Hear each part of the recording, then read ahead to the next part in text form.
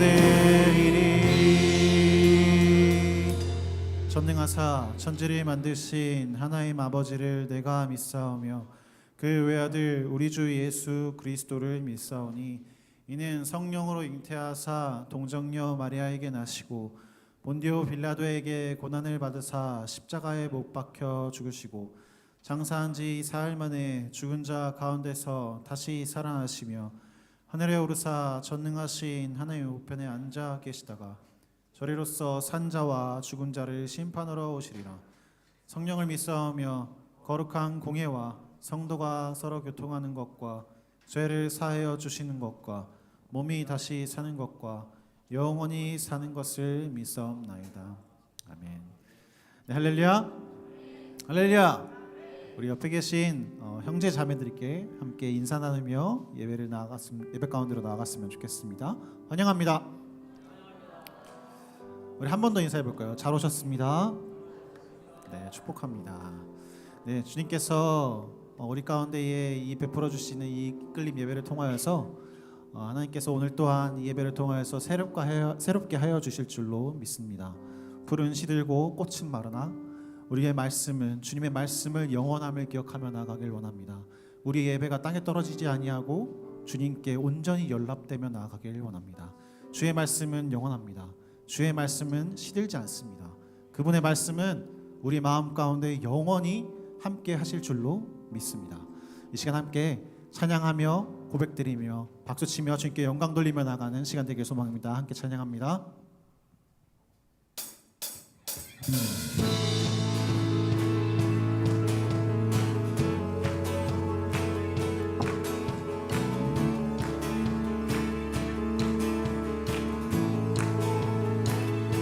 풀은 마르고 꽃은 시드나 주의 말씀은 영원해. 풀은 마르고 꽃은 시드나 주의 말씀은 영원해.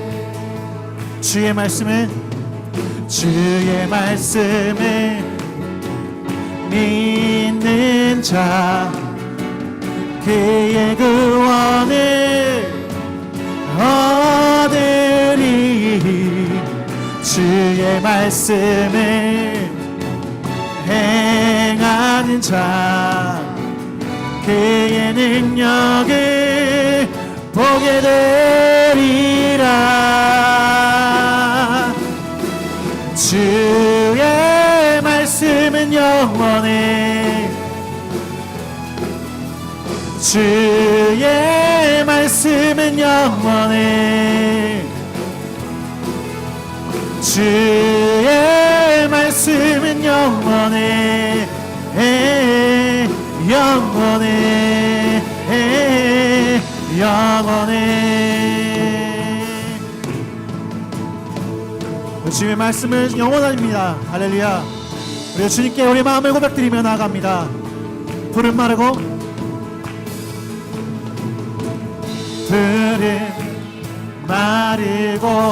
꽃은 시드나 주의 말씀은 영원해. 풀은 마르고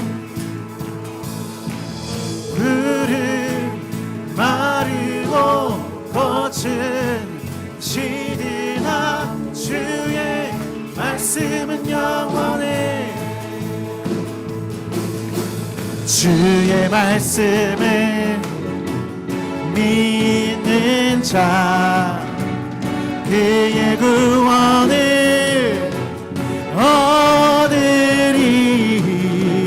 주의 말씀을 행하는 자 그의 능력을 보게 되리라.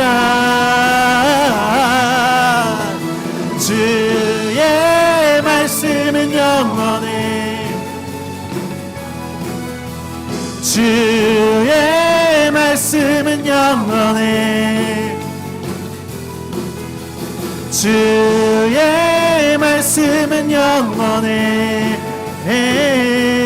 영원해 영원해. 주의 말씀은 영원해. 주의 말씀은 영원해. 주의 말씀은 영원해. 주의 말씀은 영원해 영원해 한번 더 고백합니다. 주의 말씀은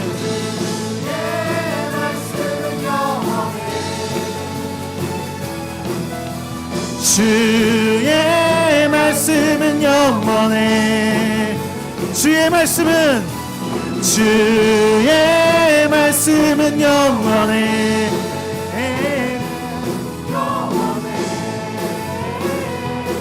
야, 우리 목소리로 찬양합니다. 주의 말씀을 들어보고 찬양합니다.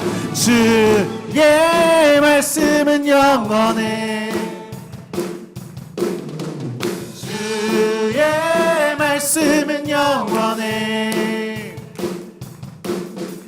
주의 말씀은 영원해 영원해 영원해. 주의 말씀은 주의 말씀은 영원해. 주의 말씀은 영원해. 주의 말씀은 영원해 영원해 영원해.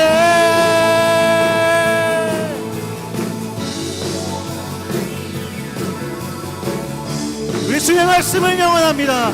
우리 꽃은 시드나 불은 마르지 않고 오직 주님만 영광받아 주시옵소서. 주의 말씀은 영원합니다. 할렐루야. 아멘. 계속해서 주님을 찬양합니다. 우리 마음들의 뜻을 다해 주님께 영광 돌리며 나아가는 시간 되길 소망합니다.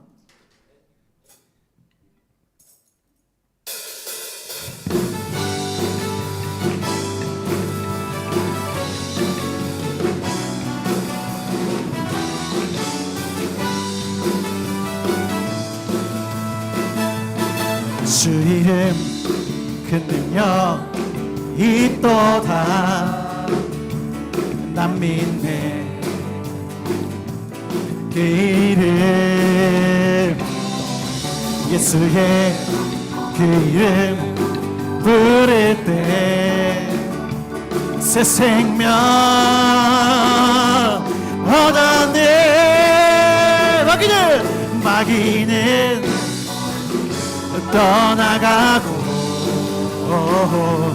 갇힌 자 자유케 모든 이름보다 더 높은 이름 주의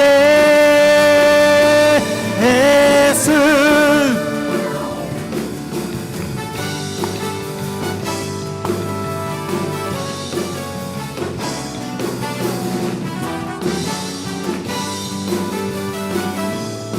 주 이름 그 능력 주 이름 그 능력 이 또 예리한 검처럼 예리한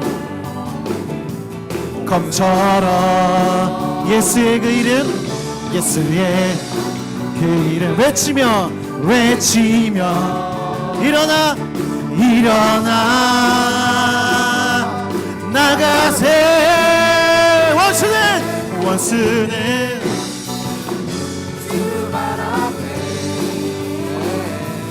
무너져 떠나가네. 모든 이름보다 더 높은 이름 주의 예수. 마귀는 떠나가고 갇힌 자 자유케 해 모든 이름보다 더 높은 이름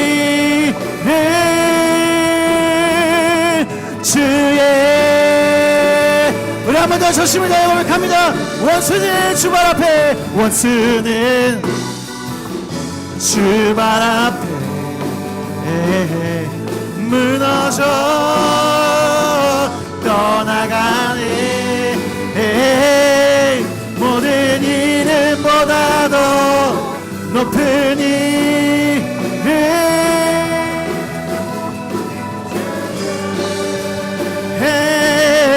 예수.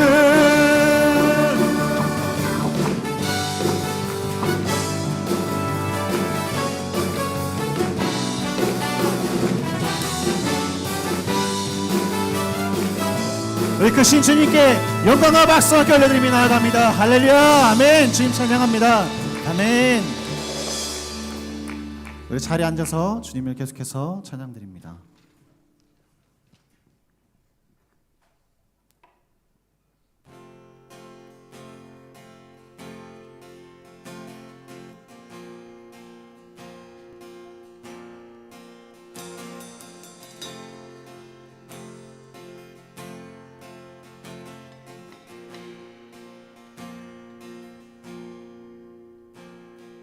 빈들의 마른 풀같이 시들은 나의 영혼, 주님의 허락한 성령 간절히 기다리네. 빈들의 마른 풀같이, 빈들의 마른 풀같이 시들은 나의 영혼, 주님의 허락한 성령 간절히 기다리네.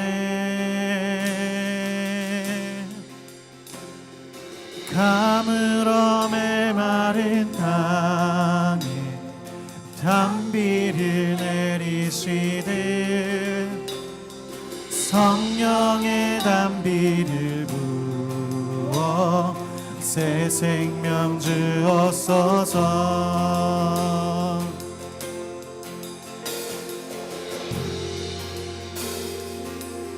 반가운 빗소리 들려, 반가운 빗소리 들려 산천이 춤을 추네. 봄비로 내리는 성령 내게도 주옵소서. 철 따라 우로를, 철 따라 우로를 내려 조목이 무성하니 갈급한 내 심령 위에 성령을 부으소서. 가물어 메마른 땅에 단비를 내리시듯 성령의 단비를 부어 새 생명 주옵소서. 참되신 사랑의 언약, 참되신 사랑의 언약 어길 수 있사오랴. 오늘의 부족한 은혜 주실 줄 믿습니다. 가물어 메마른 땅에 단비를 내리시듯 성령의 단비를 부어 새 생명 주어서. 우리 한 번 더 우리 마음을 다해 고백합니다. 빈들의 마른 풀같이, 빈들의 마른 풀같이 시들은 나의 영혼, 주님의 허락한 성령 간절히 기다리네. 가물어 메마른 땅에 단비를 내리시되 성령의 단비를 부어 새 생명 주옵소서. 가물어 메마른 땅에 단비를 내리시되 성령의 새 생명 주어서 가물어 메마른 땅에 단비를 내리시되 성령의 단비를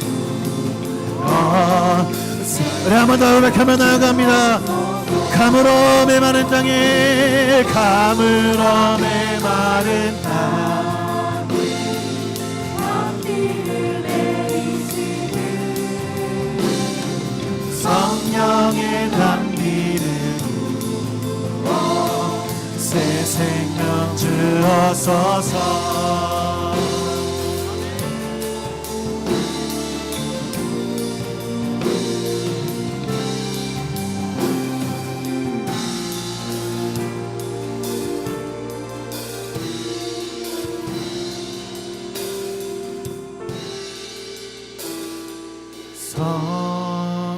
성령님 오셔서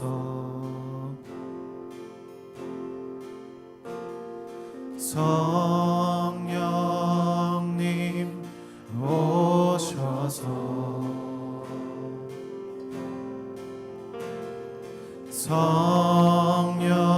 성령님 오셔서 내 영혼 채워주소서. 성령님 오셔서 성령님 오셔서 성령님 오셔서 성령님 오셔서 내 영혼 채워주소서. 가물어 메마른 땅에 가물어 메마른 땅 단비를 내리시되 성령의 단비를 새 생명 주옵소서. 가물어 메마른 땅 단비를 내리시되 성령의 단비를 우리 마지막으로 고백하며 나갑니다. 가물어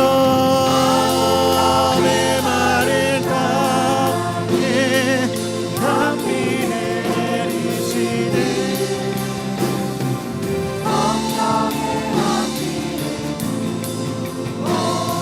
새 생명 주옵소서.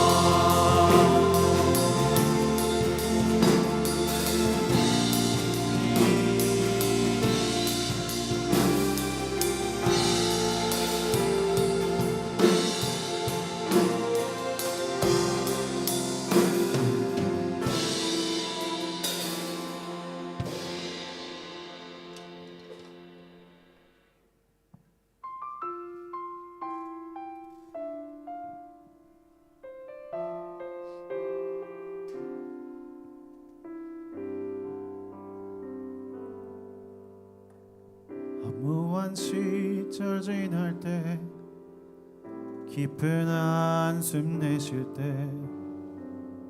그런 풍경 보시며 단식하는 분 있네. 고와 같이 너희를 버려두지 않으리. 내가 너희와 영원히 함께하리라.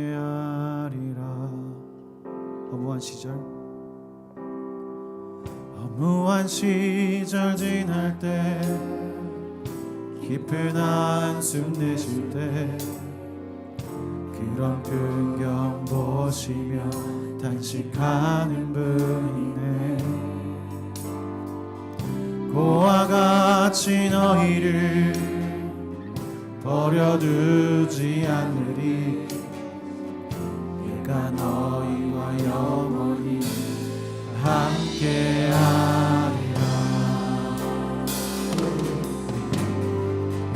성령이 오셨네.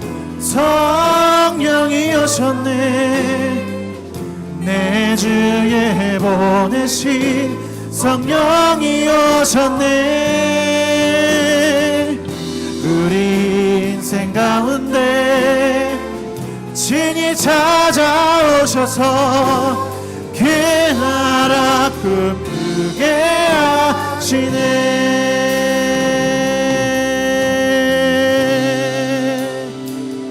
억눌린 자, 억눌린 자, 갇힌 자, 자유함이 없는 자, 이나서가 되시니 성령님 계시네.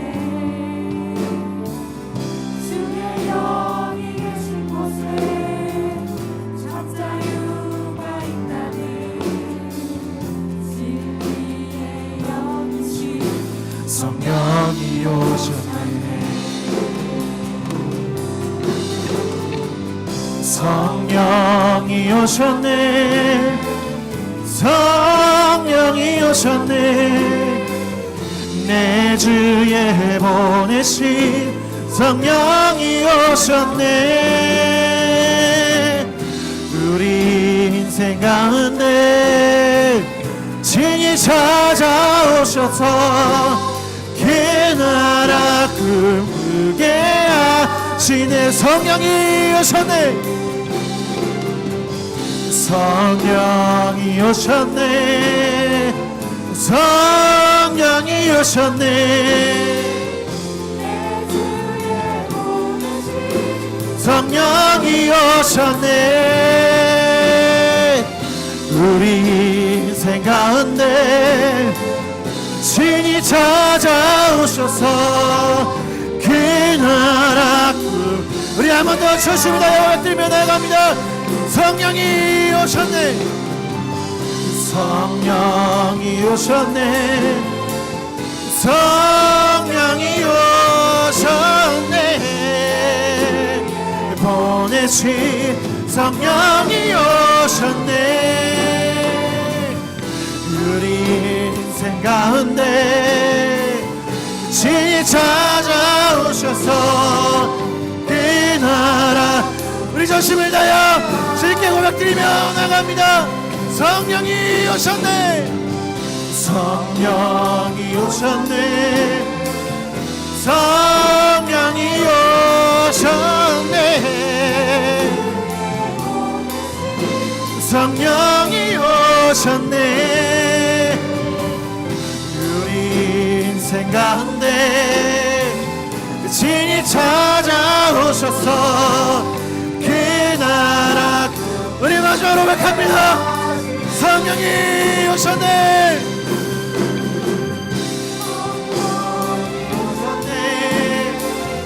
성령이 오셨네.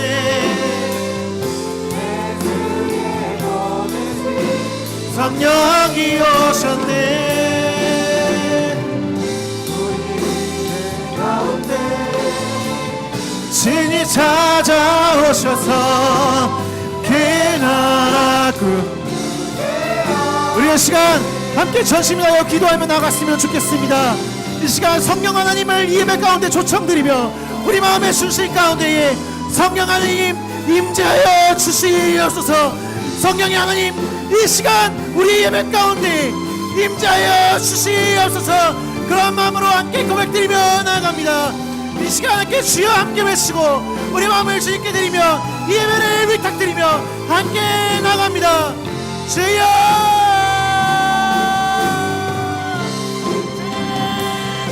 성령님 이 시간 임재하여 주시옵소서.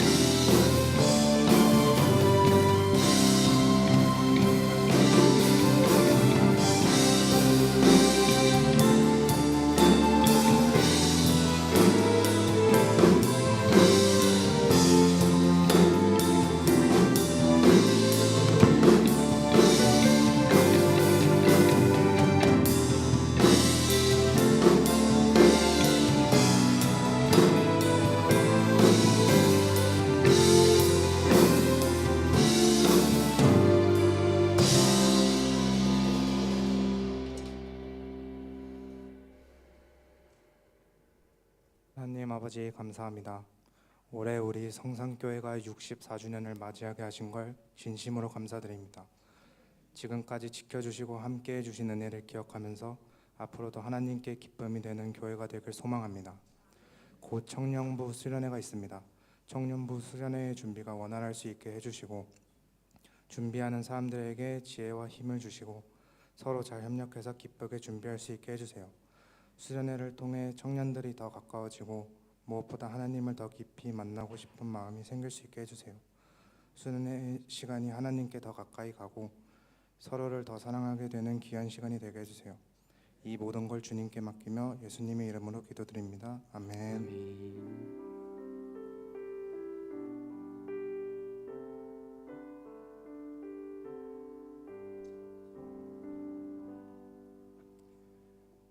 네, 오늘 함께 보실 말씀은 요한복음 2장 13절로 25절까지 말씀입니다.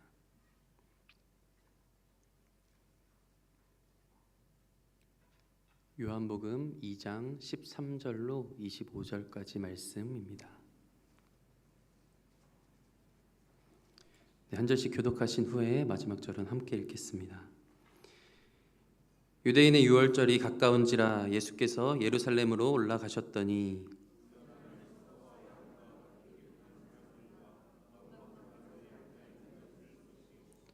노끈으로 채찍을 만드사 양이나 소를 다 성전에서 내쫓으시고 돈 바꾸는 사람들의 돈을 쏟으시며 상을 엎으시고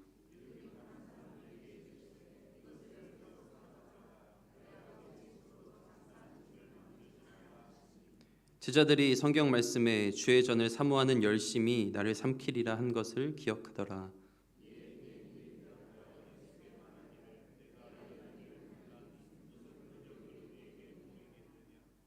예수께서 대답하여 이르시되 너희가 이 성전을 헐라 내가 사흘 동안에 일으키리라.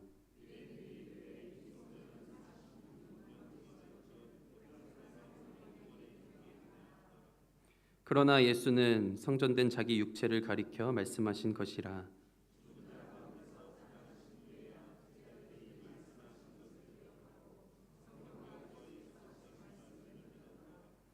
유월절에 예수께서 예루살렘에 계시니 많은 사람이 그의 행하시는 표적을 보고 그의 이름을 믿었으나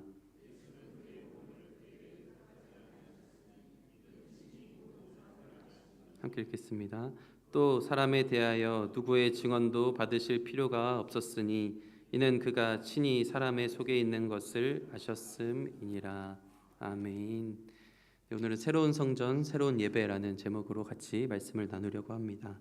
네, 우리 저번 시간에는 우리 요한복음 직전 본문 말씀에서는 물이 포도주가 변하는 사건을 통해서 예수 그리스도의 정체성에 대해서 그분이 새로운 창조자 되시고 새로운 언약자 되신다라는 이야기를 나눴었습니다. 네, 오늘은 이 성전 청결 사건을 통해서 예수 그리스도가 새로운 성전 되시고 새로운 예배가 되신다라는 이러한 말씀을 같이 나누고자 합니다. 사실 이 복음서에 요한복음에서만 이 성전 청결 사건이 앞부분에 기록되어 있습니다. 다른 공간복음에서는 다 뒷부분에 기록되어 있습니다. 그래서 학자들로는 뭐 1차, 2차 성전 청결이 있다라는 학자들도 있고 또 어떤 사람은 그냥 한 사건을 의도적으로 요한이 이렇게 앞에 배치해서 기록하였다라는 말도 있습니다. 그런데 어쨌든 이 본문 말씀에 다른 복음서는 다 시기가 예루살렘 입성 이후에 십자가 죽음 직전에 이 성전 청결 사건을 이야기하고 이 사건을 토대로 결국은 예수가 핍박받고 십자가의 길로 나아가게 되는 그런 일들이 벌어집니다. 그런데 우리는 지금 요한복음 2장 앞부분에서 이 성전 청결 사건이 등장하고 있는 거죠. 그래서 앞부분에 등장하는데 의도적으로 이 위치에 가장 앞부분에 이야기하는 데는 분명한 이유가 있다라는 겁니다. 우리 아까 저번에도 이야기했듯이 요한복음은 믿어, 그냥 무작정 하나님을 믿어, 예수 그리스도를 믿어 이런 모습이 아닙니다. 예수 그리스도께서 어떠한 분이신지를 서두에 드러내시고 이러한 분이시다라는 것을, 예수님이 곧 하나님이시고 그 하나님이 어떠한 역할을 이 땅 가운데 오셔서 행하셨는지를 보여주고 있다라는 거예요. 그래서 오늘은 그로도 새로운 성전 되시고 새로운 예배자가 되신 그 예수 그리스도를 의도적으로 그 정체성을 보여주고 있다는 거죠. 앞부분에. 그래서 새로운 성전이고 새로운 예배의 중심이다라는 거예요. 우리가 알듯이 사실 성전이라는 것은 뭘 하는 곳이죠? 그때 당시 하나님을 만나는 곳, 하나님을 예배하는 곳이었습니다. 그 성전에서는 어떤 일이 일어났었나요? 제사를 드렸죠. 그리고 그곳에는 제사장이 있었습니다.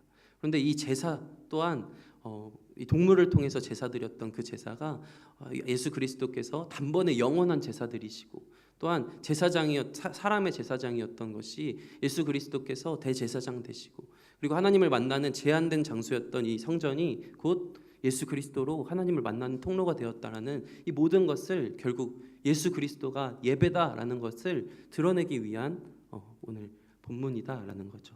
그래서 이 성전 청결 사건을 통해서 당시 이스라엘이 부패했던 것을 지적하기도 하지만 또한 동시에 참된 성전의 실제로서 예수님을 보여주기도 한다라는 거예요. 오늘 본문 말씀을 보면 이제 성전 청결 사건의 배경에 대해서도 나옵니다. 우리 14절 말씀을 같이 보겠습니다. 성전 안에서 소와 양과 비둘기 파는 사람들과 돈 바꾸는 사람들이 앉아 있는 것을 보시고, 사실 이때 당시에 성전에서는 제사를 드리기 위해서는 동물들을 끌고 왔었어야 됐어요. 근데 동물들을 끌고 오는데 이 성전이 지금처럼 교회가 저희 사방을 둘러봐도 십자가가 엄청 많죠. 조금만 가도 1km 안에 몇 개의 교회가 있는지 모릅니다. 하지만 이때 당시에는 이 예루살렘 성전은 사람들이 멀리서도 왔습니다. 멀리서 왔고, 학자들 말로는 최소 20만에서 많게는 300만을 이야기하는 학자도 있습니다. 그렇게 많은 사람들이 멀리서 이 성전을 바라보고 옵니다. 그리고 낮은 곳에 있는 것도 아니죠. 높은 곳에 있습니다. 올라간다라고 이야기를 하고 있어요. 그런데 한번 그 장면을 한번 상상해 보시죠. 사방팔방에서 이 6월절이라는 이 시기에 맞춰서 수십만 사람들이 막 양을 끌고 오고 다 여러 가지 동물들을 막 끌고 막 비둘기를 들고 옵니다. 곳곳에서 멀리서 오게 되는 것이죠. 그러면 오면서도 그 동물들이 다칠 수도 있고 상할 수도 있고, 그리고 부딪힐 수도 있고. 그때 당시에가 우리 지금처럼 차 끌고 오는 게 아니잖아요. 차 끌고 막 이렇게 안전하게 딱 이렇게 트럭에 싣고 오는 것도 아니고, 다 끌고 오는 그 상황에서 당연히 오는 길에 무슨 문제가 생길 수 있고 흠이 생길 수도 있는 상황이었다라는 거예요. 근데 그때 당시에는 흠 없는 제사를 드렸어야 되잖아요. 그러다 보니까 이제 사람들이 이것을 끌고 오고 곳곳에서 이 동물들을 가지고 오는 것에 한계가 있었고, 거룩 그곳에서 또 판별해가지고 이제 흠이 생겼더라면 그 앞에서 당장 이 동물을 새로 구해야 되는 일들도 일어나기 시작했던 거예요. 그래서 처음에는 합리적인 이유로 이때 당시에 동물들을 그 앞에서, 성전 앞에서 팔기 시작합니다. 그리고 또 점점 처음에는 그렇게 좋은 의도로 시작했을지 모르지만 점점 이것들을 악용하는 사례들이 생기기 시작한 거죠. 멀리서 데리고 온 동물들이 어떻게 겨우겨우 그 흠이 나지 않게 데리고 왔는데 그 앞에서 흠이 없다라는 거는 사실 잘 생각해 보시면 어떻게 하나에 따라 판별하는 사람에 따라 조금 다를 수도 있습니다. 저도 예전에 청소 일을 했다고 말씀드렸었는데 제가 열심히 청소를 막 깨끗이 하고 딱 뒤돌아서 갑니다. 근데 가자마자 전화가 오는 거예요. 청소 안 하고 갔죠. 이름 이제 날짜만 적고 간 거 아니에요? 라고 하는데 그 사람 눈에는 먼지 조만한 게 하나가 보이는 거예요. 이게 있던 그 머리카락이 안 치워졌다고 청소를 안 하고 갔다라고 하는 거예요. 그런 것처럼 사실 흠이 없다라는 것에 있어서 물론 그 기준을 가지고 분별하겠지만 점점 흠이 없더라도 그것이 흠이 있다 하고 빠꾸 하고 돌려보내고, 또 그것을 그 근처에서 일부러 기탁해서 그걸 싸게 삽니다. 그리고 다시 성전에서 비싸게 팔기도 하고요. 이런 일들도 막 일어나고, 그리고 사람들이 그곳에서 사면 그래도 그곳에서는 거룩하게 분별된 흠이 없는 동물들이기 때문에 그곳에서 사면 그냥 자동 패스인 거죠. 그러다 보니까 사람들이 점점 그냥 그곳에 있는 것을, 그 성전에서 파는 것들을 사는 게 익숙해지고 당연해져 가고 있었다라는 거예요. 그래서 거기서 사면 불합격을 받을 이유가 없었고, 그렇기 때문에 점점 그렇게 가고 있었다라는 거죠. 그리고 성전세도 마찬가지입니다. 성전은 당시에 이제 하나님 앞에 드려야 되는 이 헌금이, 사실 그때 당시에 동전들은 대부분이, 지금도 저희 돈에 얼굴들이 누가 있죠? 유명한 사람들의 얼굴들이 다 새겨져 있습니다. 그때 당시에도 그때 섬기는 우상이나 아니면 이방의 군주들, 그때 당시의 왕이나 군주들을 동전이나 이것들이 다 새겨져 있었어요.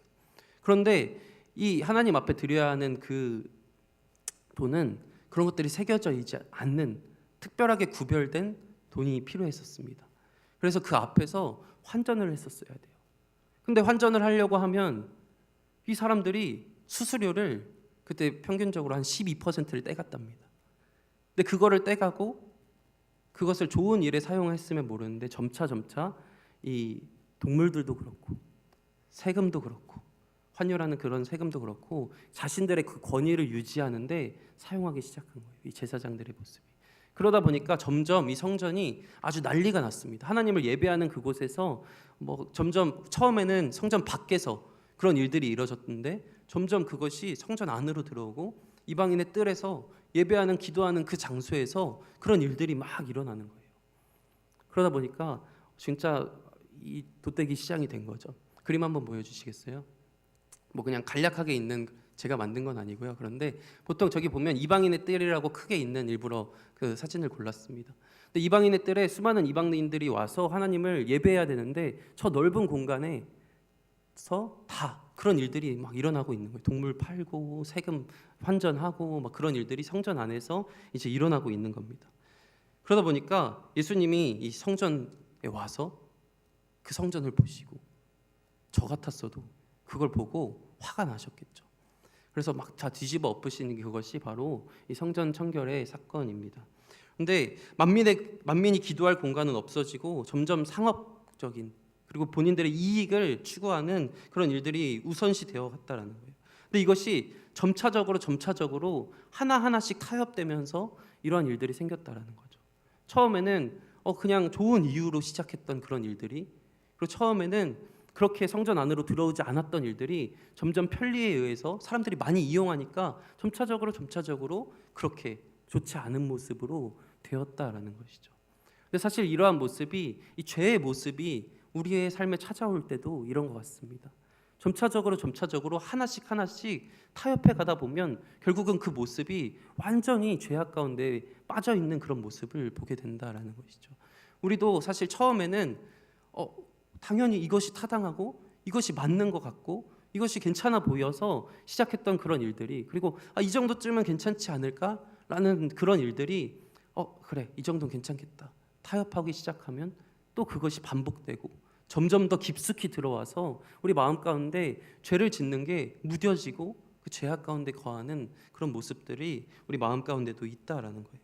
예배 한번 빠져도 괜찮겠지. 한 번인데 내가 그래도 이 중요한 시험이고 중요한 일이고 막 그런 일이기 때문에 내 평생에 한두 번밖에 없는 일인데 그 정도 한두 번 나 사업적으로 너무나 중요한 미팅인데 한 번 괜찮지 않을까? 그런 모습들이 점차 한번 타협해서 결국은 우리 마음 가운데 그것이 무뎌지고 하나님과 멀어지는 길로 갈 수 있게 된다라는 것이요. 그래서 기도의 자리 가운데 이 이방인들이 기도하고 예배하는 그 자리 가운데 정말 이익을 먼저 했던 물론 그때 당시에 제사장들이 그런 모습이었지만 우리도 마찬가지다라는 거죠.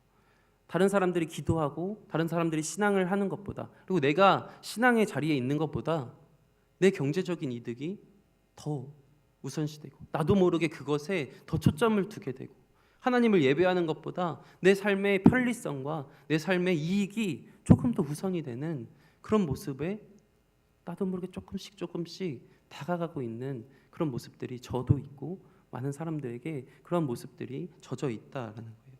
죄는 반복될수록 무뎌진다라는 거예요. 그것에 점점 그러다가 결국은 완전히 잘못된 모습으로 나아가게 된다라는 것이죠.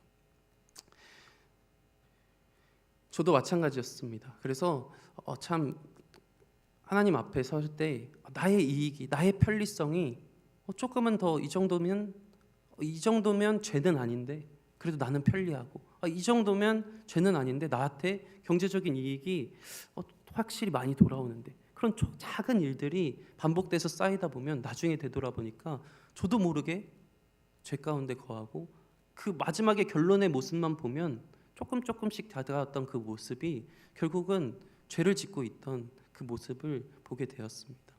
그런 모습을 보고 예수님은 분노하셨습니다. 거룩한 분노를 표출하셨죠. 15절 말씀 같이 보길 원합니다. 노끈으로 채찍을 만드사 양이나 소를 다 성전에서 내쫓으시고 돈 바꾸는 사람들의 돈을 쏟으시며 상을 엎으시고. 예수님 얌전하신 줄 알았는데 막 노끈으로 막 채찍도 들으시고 상도 엎으시고 막 그러시죠. 근데 이 모습이 참 필요하다라는 생각이 듭니다. 저의 약점이기도 합니다. 사실 저는 그렇게 막 버럭 화를 잘 못 냅니다. 그게 장점일 때도 많았는데 사실 단점일 때도 물론 당연히 있습니다. 그런데 그러다 보니까 저도 이 중고등부 친구들에게도 그런 모습이 있더라고요. 배려라는 이름으로 이렇게 배려해 주는 게 맞겠지?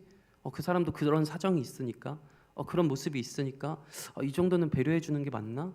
라는 생각이 들면서 배려를 해주고 화를 내지 못하고 잘못된 것이 아는데도 배려라는 그 이름으로 포장해서 그냥 묵인하고 넘어가고 그랬던 모습이 분명히 있었습니다.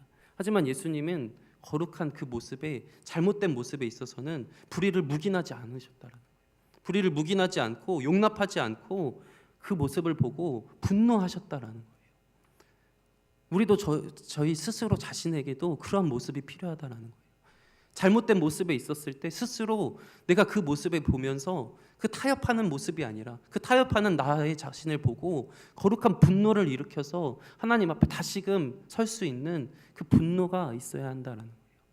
사실 지금 현대 기독교에는 거룩한 분노가 무너졌다라는 이야기가 많이 돕니다.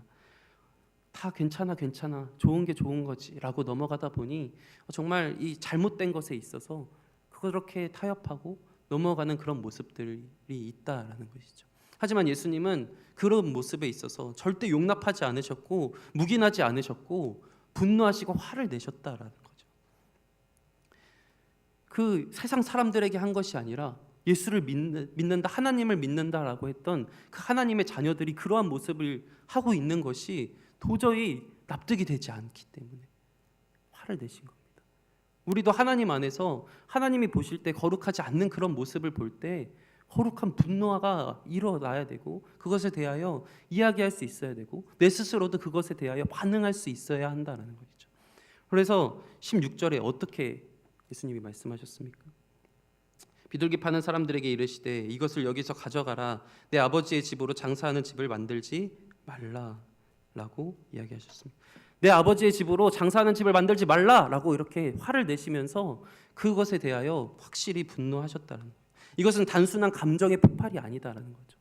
단순하게 감정적으로 이렇게 하신 것이 아니라 이것을 거룩하게 순전한 열심으로 그리고 거룩하심으로 또한 사랑하심으로 그렇게 하셨다라는 거죠. 사실 사랑하지 않았다면 그 모습을 보고도 뭐 죄를 짓던 말던 하셨겠죠. 하지만 사랑하니까 그렇게 화가 나기도 하고 사랑하니까 그렇게 분노가 일어나기도 한다라는 것이죠. 우리도 우리 공동체 안에서 정말 사랑한다면 잘못된 길을 걸어나가는 자들에게 있어서 그것은 잘못이다 말해줄 수 있어야 하고 그것에 대하여 반응하지 않는 자들에게 때로는 거룩한 분노를 일으킬 수도 있어야 한다라는 것이죠. 그리고 우리 스스로도 내 모습을 볼 때 타협해가고 점점 무뎌져가는 그 모습에 다시금 반응하여서 스스로 화를 내고 하나님 앞에 엎드려 기도하며 그렇게 다시 설 수 있어야 한다라는 것입니다. 우리에게 그러한 모습이 있기를 원합니다. 그러면서 이제 17절 말씀에 이어지는 말씀은 제자들이 성경 말씀에 주의 전을 사모하는 열심이 나를 삼키리라 한 것을 기억하더라. 이 말씀은 사실 시편 69편을 인용한 말입니다. 시편 69편 9절입니다. 그런데 이 시편은 사실 메시아적 고난시다라고 칭해지고 있습니다. 즉 다윗이 하나님을 향한 그 열심으로 말미암아 핍박을 받고 조롱을 받는 그런 가운데 쓰여진 시다라는 거예요. 하나님에 대한 열심 때문에 내 인생이 이 세상에서 살아가면서 고난당하고 조롱당하고 핍박당한다라는 거예요. 근데 예수 그리스도가 이 고난당하신다는 것을 알면서도 그 하나님을 향한 그 순전한 열심을 가지고 그 거룩함, 그 사랑함을 가지고 고난당하실 것을 알고 핍박당하실 것을 알고 나에게 당장 손해될 것을 알고 불이익이 닥칠 것을 알지만 예수 그리스도는 그 길을, 고난의 길을 갔다라는 거예요. 실제로 이 사건 이후로 수많은 핍박들이 찾아오게 된다라는 것이죠. 우리의 삶이 나아가야 할 방향이지 않나라는 생각을 합니다. 우리도 예수님을 사랑하기 때문에 거룩한 이 길을 갈 때 우리는 손해를 볼 것을 알지만, 나에게 불이익이 있을 것을 알지만 거룩한 그 길을 사랑하기 때문에 선택하고 걸어 나아가야 하는 것이 그리스도인의 사명이다라는 거예요. 사업을 하고 직장 생활을 하다 보면 특히 자주 부딪히는 문제일 수 있습니다. 나의 경제적으로 손해가 될 수 있고요. 나에게 승진에 손해가 될 수 있고요. 그리고 내가 너무나도 피곤해서 하나님 앞에 나오는 길이 너무나 어려울 수 있습니다. 하지만 그럼에도 불구하고 내가 그리스도인이라는 것을 밝히고 내가 그리스도인의 거룩한 길을 걸어나감에 있어서 당장 눈앞에 손해가 보일지라도, 내가 아무리 계산해 봐도 이것을 하면, 내가 그리스도인이라는 그것 때문에 이 선택을 하면 나에게 너무나 큰 손해가 온다라는 것을 알지라도 그럼에도 불구하고 그 길을 택해서 갈 수 있는 그러한 믿음이 우리 가운데 있기를 간절히 소망합니다. 그래서 정말 이 예수 그리스도는 그 모든 길을 알고도 이 성전을 뒤집어 엎으시고 화를 내셨습니다. 또한 그 모든 것을 알고도 십자가에 고난 당하시고 그 길을 가는 예수 그리스도의 이 모습을 볼 수 있다라는 것이죠. 고난을 알고도 주의 길을 걸어간 그 주님을 향한 그 열정으로 고난을 감수하는 그러한 믿음. 세상의 이익이 정말 줄어들고 손해가 있을지라도 내가 그 선택 때문에 어떻게 보면 내 길이, 내 이 세상에서의 삶이 무너져 버릴 것 같고, 때로는 완전히 나에게 치명적으로 완전 망해버릴 수도 있는 그러한 상황에서도 그 길을 선택할 수 있는, 그러려면 하나님과의 관계가 가깝고 뜨거워야 한다는 것이죠. 주님 또한 하나님과의 그 관계, 하나님을 나의 아버지의 집으로 그렇게 하지 말라라고 한 것을 보면 하나님을 나의 아버지라고, 하나님과의 그 친밀한 관계가 있었기에 그 고난을 감수하는 길을 걸어 나갔던 모습처럼 우리도 하나님과의 그 관계가 정말 친밀해지고 하나님을 정말 사랑하고 하나님을 정말 뜨겁게 만남으로 말미암아 우리가 정말 그런 길을 갈 수 있기를 원합니다. 청년들, 그 연봉 3억 줄 테니까 일하실래요? 하면 어떨 것 같습니까? 엄청 좋겠죠. 네. 근데 교회 다니고 예수 믿으면 연봉 3천 줄 거야. 근데 예수 안 다니면, 안 믿으면 3억 줄게 하면 어떻게 할까요? 저도 사실 자유롭지 못할 것 같습니다. 고민도 될 것 같고요. 그런데 실제적으로 정말 수많은 일들이 여러분이 삶을 살아가면서, 이건 너무 극단적으로 이야기했을지 모르겠지만 그러한 선택의 순간들이 정말 많이 있다라는 거예요. 그래서 우리는 하나님과의 관계가 뜨겁지 않으면, 계속해서 하나님 앞에 엎드리지 않으면, 매일매일 주님의 관계를 쌓이지 않으면 한순간에 무너진다는 거죠. 아까 이 성전의 모습처럼 조금씩 점차 죄와 타협하며 결국은 하나님을 멀리하고 있는 모습을 보게 된다라는 것입니다.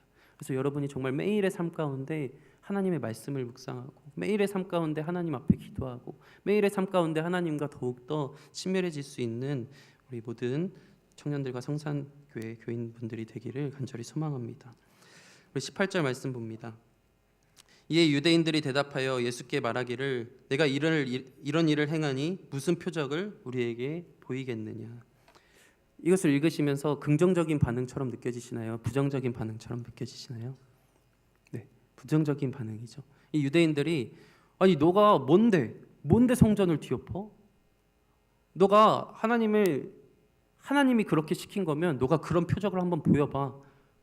하나님이 보여주신 거면 기적을 보여봐. 이렇게 어떻게 보면 비아냥거리면서 정말 이런 너가 신적 권능을 보여봐라고 이야기하고 있는 것입니다.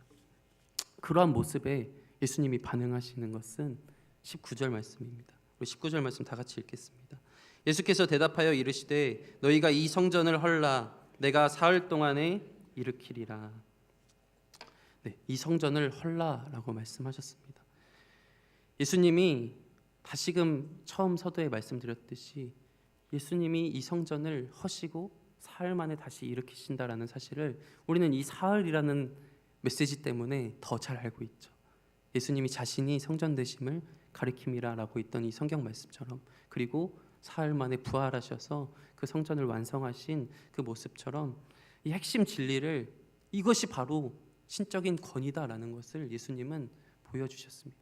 내가 참 성전이요, 내가 새로운 성전이요, 내가 참 예배, 내가 새로운 예배다라는 것을 이렇게 말씀해 주셨습니다. 그래서 성전 중심에서, 이 성전이라는 그 신앙생활의 중심에서 이제는 그 신앙생활이 우리가 바라보는 것이 바로 예수 그 자체가 된다라는 거예요. 예수 그리스도 그분만이 우리의 진리 되신다라는 것이죠. 그래서 우리 너무나 유명한 말씀, 요한복음 4장 24절 말씀, 하나님은 영이시니 예배하는 자가 영과 진리로 예배할지니라.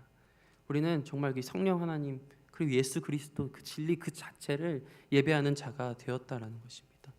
이 아까도 말씀드렸듯이 이 장소에 국한된 이 성전의 개념, 그리고 동물 제사를 드렸던 그 제사, 그리고 제사장이 필요했던 이 모든 이 성전에서의 예배가, 그 모든 것이 예수 안에서 하나 되어 우리는 그냥 예수 그리스도 그분 자체가 우리의 예배된다라는 사실을 기억하길 원합니다. 그래서 예배의 정결성은 그 예수 그리스도 자체다라는 것입니다. 그래서 예수 그리스도 안에서 우리는 참된 예배를 드릴 수 있습니다. 이 성전을 헐고 사흘 만에 다시 일으키신다라는 이 말씀처럼 우리를 위해서 죽으시고 부활하심으로 말미암아, 그리고 승천하시고 승리하심으로 말미암아 우리는 이 자리에서 정말 하나님을 뜨겁게 예배할 수 있게 되었습니다. 그 권위를 하나님이 우리에게도 함께 누리게 해주셔서 정말 그 예수 그리스도 안에서 우리가 참된 예배, 정말 뜨겁고 감격의 예배를 드릴 수 있게 해주셨다는 거예요. 그래서 예수 아니면 우리는 하나님을 앞에 나아갈 수 없습니다. 우리가 그 사실을 늘 기억하면서 우리가 이 세상에서 살아가면서 수많은 유혹들이 있고 수많은 타협점이 있겠지만 그때마다 우리가 정말 예수 그리스도 그분의 이름을 바라보며 그분을 바라보며 우리가 그 유혹 가운데 이겨 나아갈 수 있는 우리가 되길 소망합니다. 우리의 모습이 이러진 않았으면 좋겠습니다. 24절 25절 말씀처럼 그 표적 때문에 믿고 하나님이 나 이거 해주시면 믿겠습니다, 나 이거 하면 믿겠습니다, 그래서 그런 얄팍한 그런 믿음이 아니라 정말 영과 진리로 예배하는 그 예수 그리스도 그분만으로 말미암아 우리가 예배자의 자리에 서는 그런 우리가 되기를 간절히 소망합니다. 우리 말씀을 정리합니다. 제가 어제 교사 세미나를 하면서 그런 이야기를 했습니다. 사랑하면 방법을 찾는다고요. 우리가 사랑하면 사실 진짜 방법을 찾게 되어 있습니다. 우리 연애할 때도, 그리고 결혼의 생활에서도 사실 우리 연애할 때 여러분 청년들 얼마나 바빠요. 시간도 없고 돈도 없고 직장 생활도 해야 되고 교회도 다녀야 되는데 참 신기하게 시간을 쪼개서 어떻게든 데이트를 하고 있거든요. 그리고 돈도 하나도 없는데 어떻게든 마음을 얻으려고 선물을 합니다. 근데 거기서 그치지 않고 사실 사랑하면 그 길이 힘들 걸 알아도 갑니다. 정말 사랑하면 그 길이 힘들 걸 알지만 알면서도 가는 것이 사랑이다라는 거예요. 여러분 결혼 생활이 그렇습니다. 힘들 걸 알아도 여러분 결혼 생활, 우리는 그 길을 갑니다. 왜? 사랑하니까. 그런데 우리의 이 신앙 생활도 정말 힘들 걸 알지만 예수 그리스도를 정말 사랑함으로 말미암아 정말 예수님을 사랑하니까 내가 예수 그리스도로 말미암은 고난이 이 세상 가운데 있을지라도 내가 그 길을 가겠습니다. 예수를 사랑하니까. 그러한 마음으로 정말 우리의 새로운 예배 되시고 새로운 성전 되신 참 진리이신 그 예수 그리스도 한 분만을 바라보면서 우리가 죄와 타협하지 아니하고 이 세상 가운데서 그 진리의 예배를 드리며 나아갈 수 있는, 그리고 때로는 거룩한 분노를 가지고 스스로에게도 화도 내보고, 그리고 이 공동체 가운데도 정죄하지 마시고요. 거룩한 분노로서 때로는 잘못된 것에 대하여 이야기도 할 수 있는 그런 우리 모두가 되기를 간절히 소망합니다. 우리 말씀을 기억하면서 잠시 기도하겠습니다. 우리 기도할 때 우리의 다짐을 담아 그리고 하나님 앞에 같이 기도했으면 좋겠습니다. 하나님이 그 성전을 허무시고 일으키시사 우리를 위해서 죽으시고 부활하심으로 말미암아 새 성전이 되시고 새 예배가 되셨습니다. 아버지 주님, 우리가 그 하나님 그 예수 그리스도로 말미암아 뜨거워지길 원합니다. 그래서 아버지 주님, 정말 이 성전의 모습처럼 죄와 타협하고 나의 편리와 나의 경제적인 이익 때문에 하나님을 멀리하는 것이 아니라 하나님 손해 볼지언정 예수 안에 있는 우리가 되게 하여 주시옵소서. 아버지 주님, 하나님을 멀어지는 길을 선택하는 것이 아니라 점차적으로 무뎌지는 그런 하나님을 멀리하는 그런 삶이 아니라 정말 손해가 크더라도 아버지 나에게 손해가 있을지라도 고난의 길이 예비되어 있을지라도